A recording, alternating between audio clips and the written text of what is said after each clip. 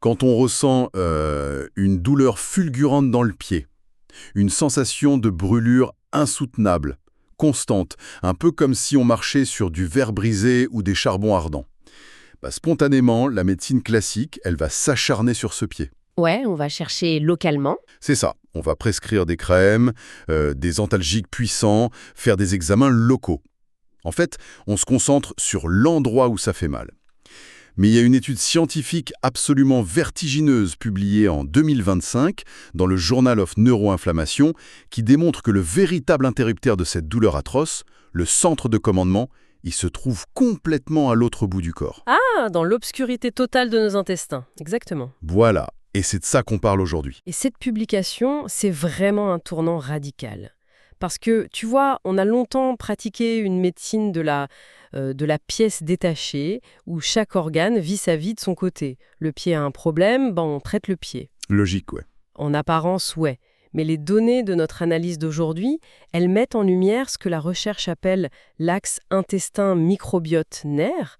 Il s'avère que notre corps fonctionne vraiment comme un écosystème fermé. Une guerre microscopique entre des colonies de bactéries dans le côlon peut très littéralement, et c'est fascinant, déclencher un incendie neurologique dans les extrémités de nos membres. Non mais c'est fou quand on y pense. Bon, décortiquons tout ça. Pour comprendre comment on en arrive à une telle conclusion, il faut d'abord poser le contexte médical de cette étude. L'ennemi que ciblent ces chercheurs, c'est une complication sévère du diabète de type 2, la neuropathie diabétique douloureuse. C'est un terme un peu technique, c'est vrai. Ouais, mais la réalité derrière ces mots, elle est juste dévastatrice pour ceux qui en souffrent au quotidien. Ah, c'est clair. Et l'ampleur du problème justifie vraiment cette recherche de pointe. Parce que le diabète de type 2, il connaît une croissance explosive à l'échelle mondiale, surtout portée par l'évolution de nos modes de vie. L'alimentation ultra transformée, la sédentarité, tout ça. Voilà. Et on estime qu'environ un patient diabétique sur 5 va développer cette fameuse neuropathie douloureuse.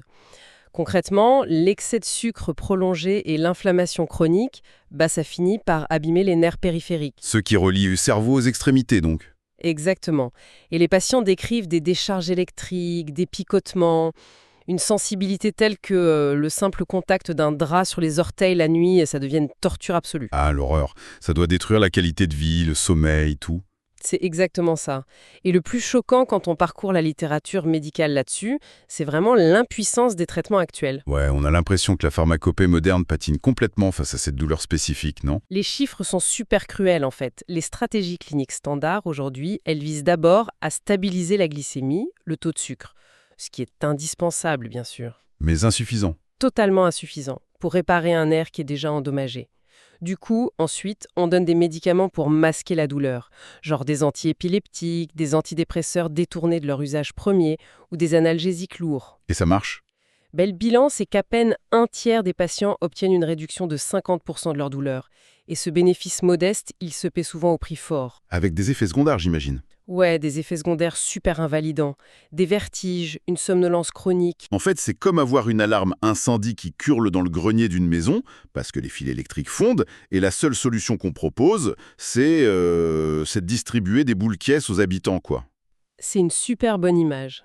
On ressent plus autant le bruit, l'alarme est étouffée, mais l'incendie continue de ravager la charpente en silence. Si on relie cela à une image plus globale, la vraie question scientifique devient d'où part le court-circuit initial. Si on se contente de regarder l'alarme dans le grenier, c'est-à-dire la douleur dans le pied, on manque l'origine du feu. Ouais, c'est logique. L'étude, elle part du postulat que le diabète, c'est pas qu'une histoire de sucre, c'est une maladie de l'inflammation systémique. Une inflammation qui couvre vraiment dans tout l'organisme. Et quand les biologistes pistent l'origine des grandes inflammations systémiques, leur trace remonte presque systématiquement vers la plus grande frontière de notre corps. L'intestin. La paroi intestinale, exactement. Bref, les traitements classiques échouent parce qu'ils s'attaquent aux conséquences et pas à la cause profonde. Et c'est là que l'expérience prend une tournure fascinante. Parce que les chercheurs, ils n'ont pas travaillé sur des humains pour commencer, mais ils ont mis au point un modèle extrêmement sophistiqué sur des rats de laboratoire. L'idée, c'était de recréer de toutes pièces ce diabète de type 2 et cette neuropathie. Et pour ça, le protocole, il commence directement par l'assiette. Le point de départ, c'est un régime hyperlipidique. Donc très très gras. très gras. Pendant des semaines, ces rats sont nourris avec des aliments extrêmement riches en graisse, un régime conçu pour mimer une alimentation industrielle ultra transformée, et on fait suivre ça d'une injection pour bloquer partiellement l'insuline. Et paf, la maladie s'installe. Voilà. Mais ce qui intéresse les chercheurs, c'est pas seulement le taux de sucre des rats, c'est le chaos absolu qui s'installe dans leur ventre. Le régime détruit complètement l'équilibre de leur flore intestinale. C'est ce qu'on appelle la dysbiose. Alors, j'aimerais qu'on s'arrête sur ce terme, dysbiose. Parce que souvent, on s'imagine que c'est juste une simple mauvaise digestion, un truc passager. Mais les données montrent un effondrement écologique majeur, presque comme une déforestation microscopique en fait. C'est un bouleversement complet des populations, oui. Pour faire simple, notre intestin abrite de grandes familles de bactéries. Chez les rats malades, les chercheurs ont constaté une explosion des bactéries de la famille des Firmicutes Ok, et un déclin énorme des bactéroïdètes. Ce déséquilibre précis, c'est un marqueur super connu de l'obésité et de l'inflammation. Mais plus alarmant encore, des bactéries protectrices fondamentales, celles qu'on connaît sous le nom de Lactobacillus et Bifidobacterium, elles ont été décimées. leur population a chuté drastiquement. Exactement. Mais c'est là que ça devient vraiment intéressant, parce qu'il y a un saut logique énorme ici, je trouve. Comment la mort de quelques milliards de bonnes bactéries dans l'obscurité du côlon peut-elle endommager physiquement un nerf sciatique situé tout en bas dans la patte du rat? Je veux dire, le chemin entre les deux, il semble infranchissable. Et pourtant, c'est précisément le mécanisme redoutable que cette étude démonte pièce par pièce. Tout se joue au niveau de la frontière. La paroi de l'intestin, elle est incroyablement fine, elle ne fait qu'une seule cellule d'épaisseur. Une seule cellule. C'est super fragile. Très fragile. Et pour que cette frontière soit étanche, ces cellules sont soudées entre elles par des structures qu'on appelle des jonctions serrées. On mentionne souvent les protéines ZO1, l'occludine, la claudine 1.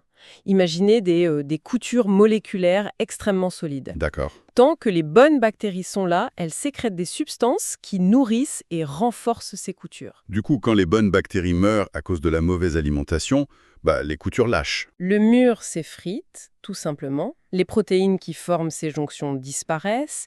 L'intestin devient poreux, littéralement comme une passoire. Et ça, c'est la première étape du drame.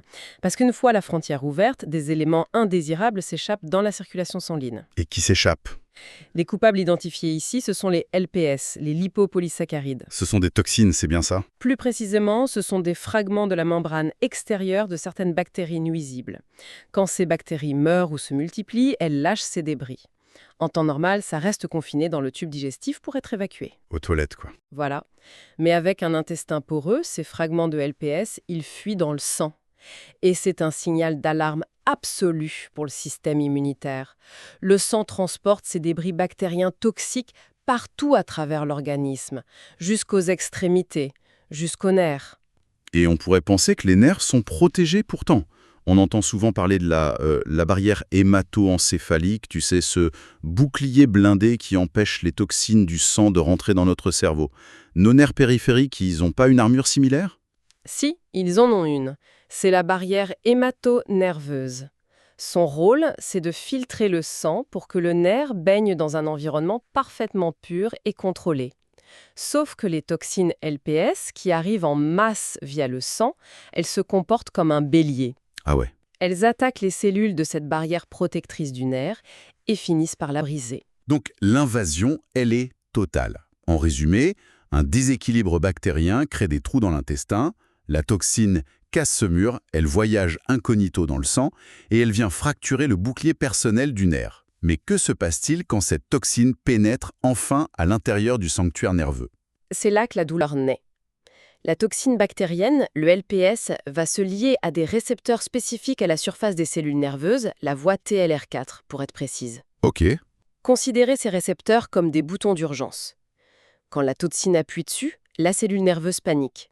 Elle enclenche une cascade de réactions internes et se met à produire massivement des molécules de détresse. Des cytokines, j'imagine. Exact, l'IL-6, le TNF-alpha. Sauf que ces molécules de détresse, elles se comportent comme un acide corrosif. Elles déclenchent un brasier localisé. C'est la neuroinflammation. Le nerf est littéralement en train de brûler de l'intérieur à cause d'une réponse de panique initiée par une toxine venue du ventre. C'est dingue.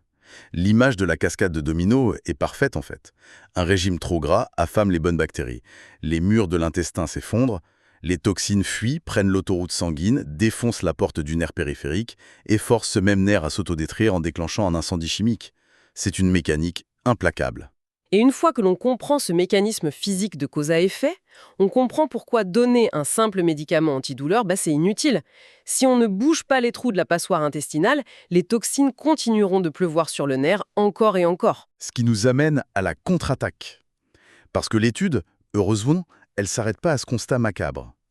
Les chercheurs ont voulu voir si le processus était réversible. Et leur méthode, elle n'implique aucune molécule chimique complexe, aucune chirurgie.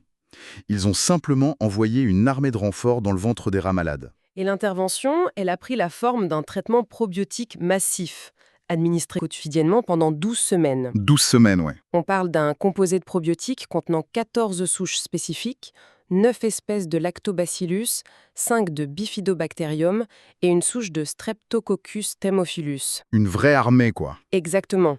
L'idée, c'est pas d'amener une seule sorte de bactérie, mais de recréer une brigade entière capable d'occuper le terrain et de travailler en synergie. Et la dose était colossale, plus de 2 milliards de bactéries par jour. 2,4 milliards d'UFC pour être exact, ouais. Et on parle pas juste de soulager un symptôme subjectif, là. Les preuves matérielles réunies par cette équipe de recherche, elles sont hallucinantes. Les résultats y prouvent une réparation systémique. D'abord, les tests comportementaux. Avant le traitement, le simple fait de toucher la patte du rat malade déclenchait un réflexe de retrait immédiat. Signe d'une hypersensibilité nerveuse extrême. Voilà. Et après les 12 semaines de probiotiques, la tolérance à la pression mécanique est presque revenue à la normale. Mais ce comportement, c'est que la partie émergée de l'iceberg. L'étude est allée sonder l'électricité même des nerfs avec une technique super pointue appelée le patch clamp.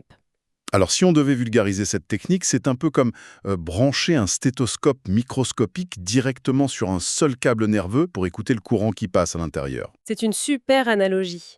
Et ce qu'on entend avec ce stéthoscope sur un nerf malade, c'est un bruit de fond chaotique, des décharges électriques frénétiques, aléatoires, qui bombardent le cerveau de signaux de douleur même quand le rat est au repos. Aïe.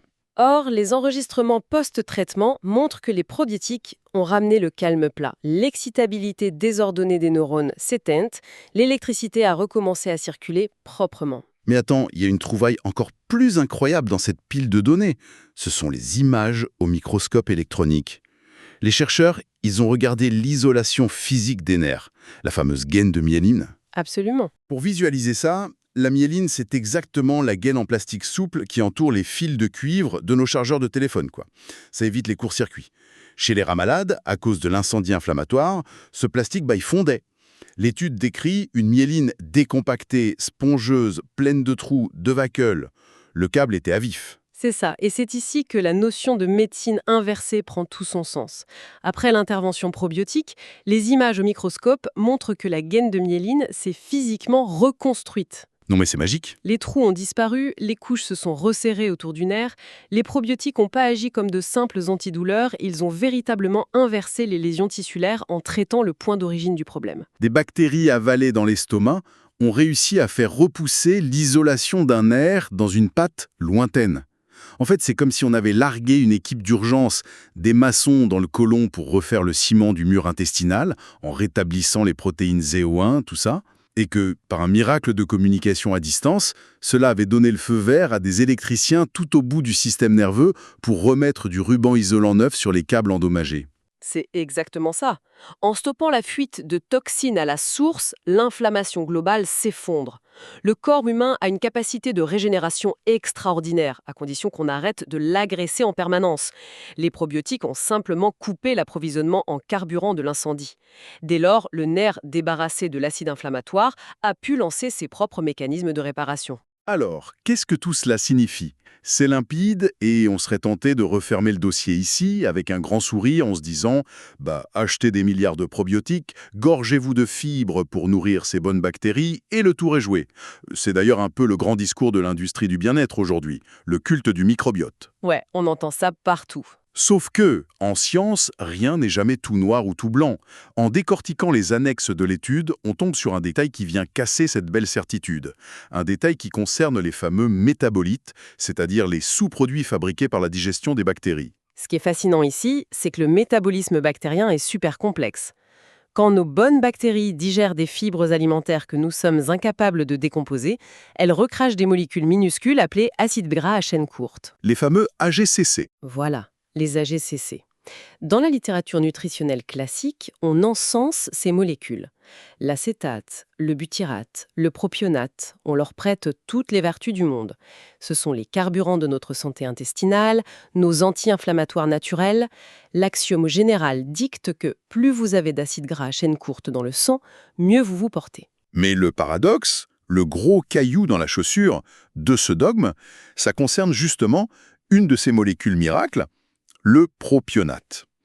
En analysant le sang des rats, l'équipe s'attendait logiquement à voir un effondrement de tous ces bons acides gras chez les rats malades, non? Bah oui. Et la surprise a dû être totale dans le labo. Le taux de butyrate, considéré comme l'acide gras protecteur par excellence, ne montrait aucune différence significative entre les animaux sains et les animaux ravagés par la neuropathie.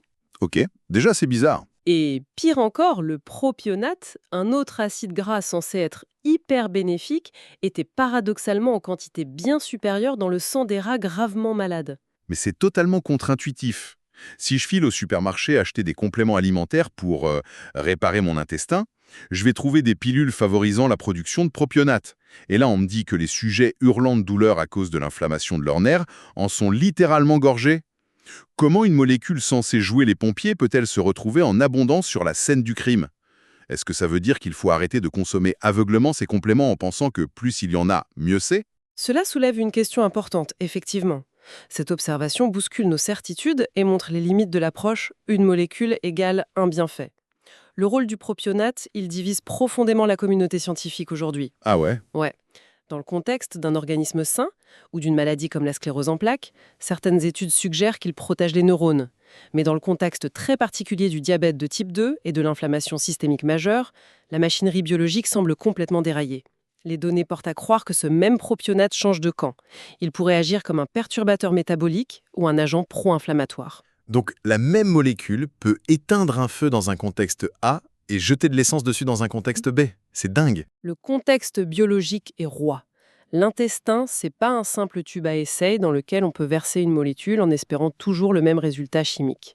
C'est une forêt primaire en constante évolution. L'écosystème avant tout. Exactement. Extraire une substance de sa forêt et dire qu'elle est bonne par nature, c'est une dangereuse illusion. Un excès de propionate généré par une flore en plein effondrement dysbiotique ne se comportera jamais de la même manière qu'un propionate issu d'une flore équilibrée. C'est super clair.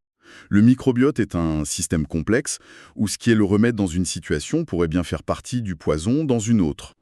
Alors, si on rassemble tous les fils conducteurs de cette analyse, le message devient vraiment vertigineux.